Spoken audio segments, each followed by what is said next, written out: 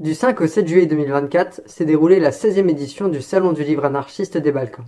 Cet événement est une des nombreuses rencontres dans le monde qui s'organisent pour faire dialoguer les idées anarchistes. Avec le partage des livres comme prétexte, on organise discussions et ateliers pour s'informer et débattre. C'est aussi un moment éphémère pour sortir de la solitude idéologique que peuvent connaître certains anarchistes. Ce salon du livre en particulier s'est donc déroulé dans la péninsule des Balkans. C'est une zone du monde souvent ignorée ou oubliée dans la culture occidentale. Pourtant, on y vit, on y réfléchit et on s'y organise. Cette rencontre se pérennise depuis maintenant 20 ans en alternant les pays d'accueil. Cette année, c'était dans la ville de Pristina, capitale du Kosovo. Ce tout premier rassemblement anarchiste dans une localité albanophone a réuni plus de 250 participants, venant de 29 pays différents, du Chili à l'Azerbaïdjan. Au total, 32 collectifs et initiatives ont exposé des livres et des zines, et 18 discussions et événements ont été organisés, mettant en avant la diversité du mouvement.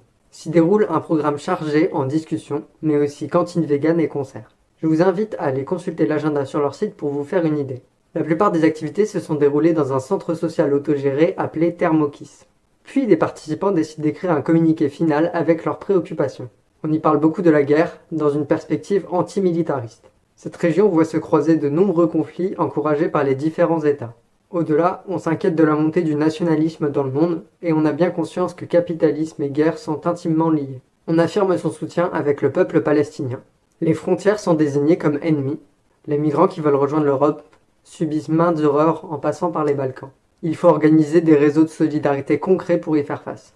Dans le même temps, les États mettent la pression sur celles qui ne contribuent pas assez à l'effort de reproduction. Le contrôle des corps se renforce sur les femmes et les minorités de genre. L'anarchisme doit contribuer à l'ouverture d'une brèche de libération à ce sujet. L'intersectionnalité est mise en avant sans être nommée.